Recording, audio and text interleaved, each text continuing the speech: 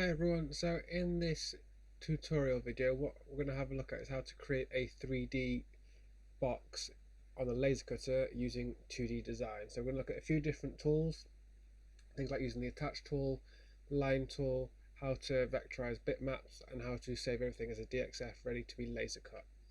So at the minute I've just opened up 2D design, I've not done anything to it yet. So the first thing I'm going to do is I'm actually going to make the page a little bit bigger to make it a bit easier as I'm laying it all out. So I'm going to go to Setup, Drawing and Layout. And if I go to User Defined, and what I'm going to do is I'm going to go to 600 and 600, and all this is going to do, if I press Enter, is make my page bigger. So where you see these dotted lines across here, that was the original size. Now the only reason I'm doing this now is while we're laying it out to do our construction lines, it just makes it easier that you're on a bigger page. So we're going to make a 3D box. So to begin with, we're going to use our box tool and we're going to get our grid lock on. So remote the grid lock, what that means is it will snap onto every single dot, and at the minute, as we double click on the grid line, you can see that each dot is 10 mil away, so 1 centimeter away. So when you're trying to do parts that join together, it's a good, like how you lay it out to begin with makes your life a lot easier. So because we're just doing something quite simple like a box, so I'm going to start off with the beginning one, and I'm just going to do a 7 by 7 box like that. So you can know it's 7 by 7 because you look at the bottom of the screen, it says 7, 70 and minus 70, so it knows exactly the same way. So I'm going to click and set. So what I'm then going to do is I'm going to go 1, 2 away, and I'm going to do the same thing again. I'm going to go 70 by 70, same again on the other side, and then I'm going to do the same on the top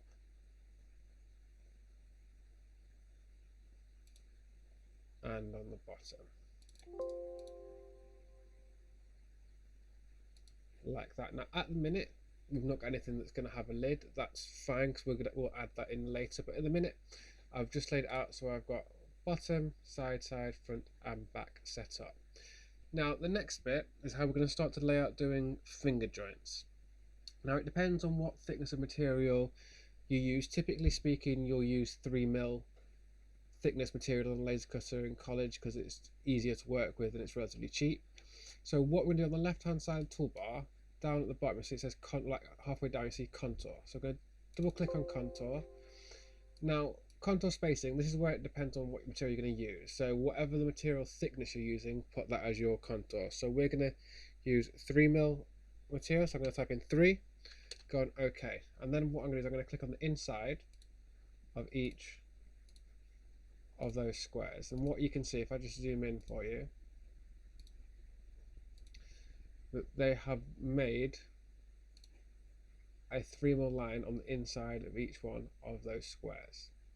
So that's the first step. The next step now is where it gets a little bit confusing with construction lines. So I'm going to use the line tool, and we're going to draw loads of lines, but we're actually going to end up deleting quite a few of them afterwards, but at the minute it's just as a good reference point.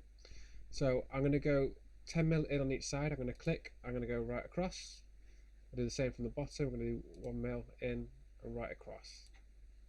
I'm going to do that for each side. Because we're doing a square and it's all equal, I'm going to do exactly the same all the way around.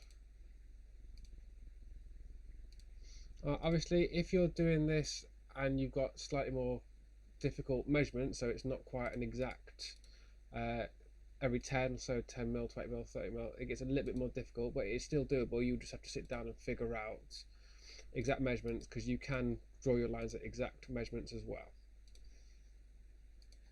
And then I'm going to just do top to bottom like that.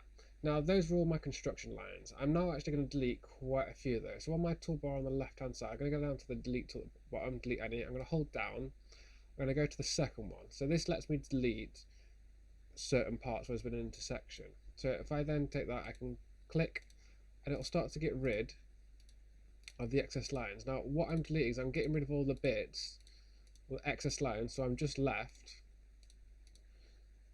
with these finger joints. So if I zoom back out again,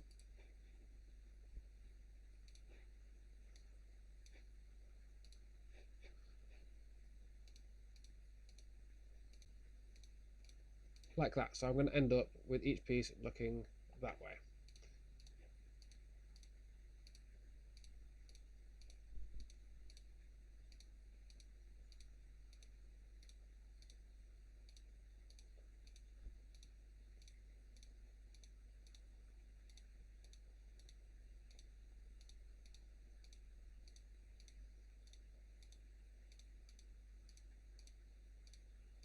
Do be careful not to click too many times, because if you're using a version of 2D design that is less than version 3, so if you're using version 2 point and then whatever it is, you can only undo one time. One of the benefits of using the newest version of 2D design is you can undo multiple undos, but with version 2 and under, so I've just made a mistake there, so if I go and undo, but if you make a mistake and then you click again, you can't then change, you can only make one undo, so you've got to be careful not to click too quickly.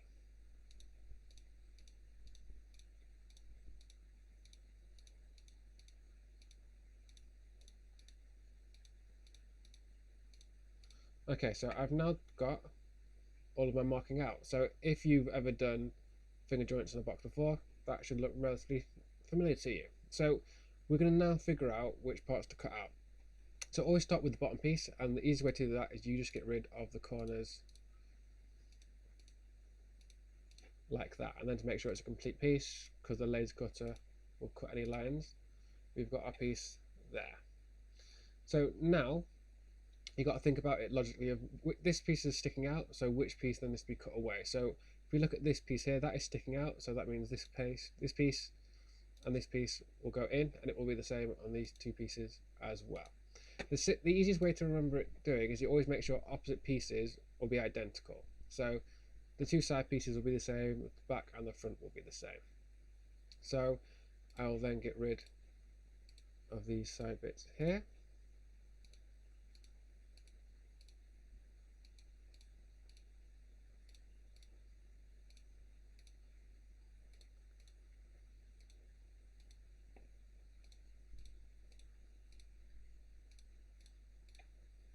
So those are my bottom, my front and my back are both sorted.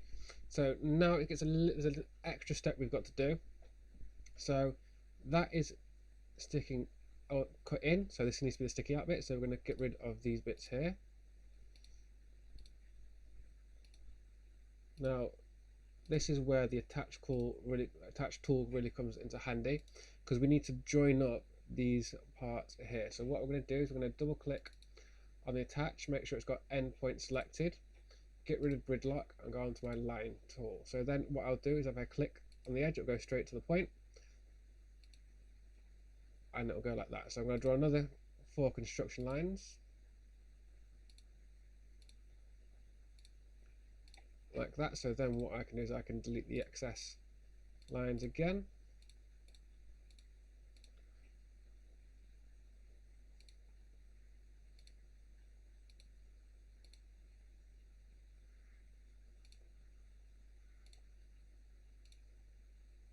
And then I need to extend the joints on this side again as well. So I'm going to click now, attach tool I've still got selected. It will still have my endpoint selected. I'm going to click on it and then I'm just going to go click on and then go to the left a little bit.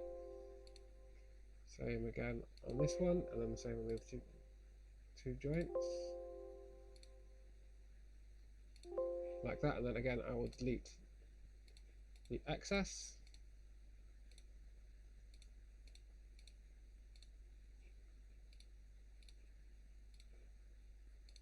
When you're deleting, because it is a very fine line, you will find you'll accidentally delete the wrong thing a couple of times, so that's why it is important to make sure you don't click too quickly. So that has got all of our joints done. Now obviously I've done that quite quickly because I'm quite used to setting out the joints, so it's all set up. So now what we'll do, just to make sure, because if I were to try and move something now, if I was to click and move, they are not attached. So the next thing to do, so you're going to draw a box over it with the select tool, go and edit and group. So what that does now, if I click anywhere on it, I can move it around and it will stay together, no problem. So I'm going to edit and group the rest of these together.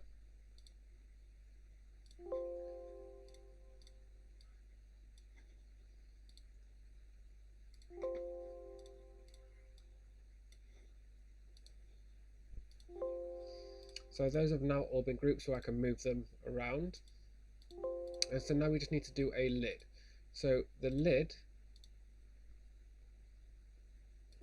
again is going to be 70 by 70. So we're going to draw another cube. So I'm going to go 70 by 70. Like that. Now to make it sit flush, we're going to do an insert, like so it's going to make a little rebate joint. So we're going to go on contour, again make sure we've got 3mm. We're going to click on it. Now before we separate those, we want to make some way of being able to open it up, so we're going to put a little finger groove. So I'm going to go on circle, I'll go to my attach tool, I'm going to go to the midpoint. So instead of going to the edge, if I click there, it'll go to the middle of the line. I'm going to drag out and draw a circle like that. I am going to get my delete tool and delete the excess. Then what I'll do is I'll click on the inside cube, I'll hold down shift and click on the circle. I'll then go on edit, copy, and I'll paste it over here, and then I can delete the excess, and then I will do the same on the side. What is it? I'll delete the inside, and again make sure you group them together. So go on edit and group, and edit and group. So those are now all the parts to make my 3D cube. What you can do, and I won't go further in this video, I'll do this in a separate video, is then take an image online or scan an image in and put it onto there so it can be engraved or cut out. So all I'm going to do now is show you how to set it up ready for the laser cutter. So we made the page a bit bigger, so we're going to go back, go set up, drawing, layout. Now our laser cutter is 900 by 600, so we're going to type 900 and then got 600. So that is the bed of our laser cutter. So our laser cutter always cuts from the top right. So we're going to move everything across. So we're going to take it all, move it all across. Now you need to make sure the spacing is as close together as possible as to not waste material.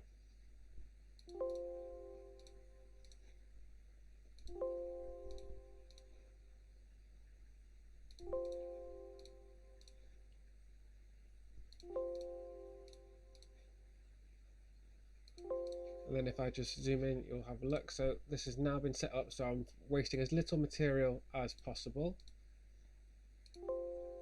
And that is now ready to be laser cut out. So for the particular laser cutter that we use in college, we need a DXF file. So what I'm going to do is I'm going to go to File and go on Export File. And then I'm going to make sure I've got DXF selected. So if you're on a version 2, you'll need to click down and make sure you have DXF selected. If you're on version 3, DXF comes up. Put in the file name, and then have that saved. And then your thing is ready to send to the laser cutter. I will do a few other tutorials. If you've got any projects you'd like me to have a go at showing you how to do, please let me know. And on the next video I'll show you how to take images and start to edit them as well.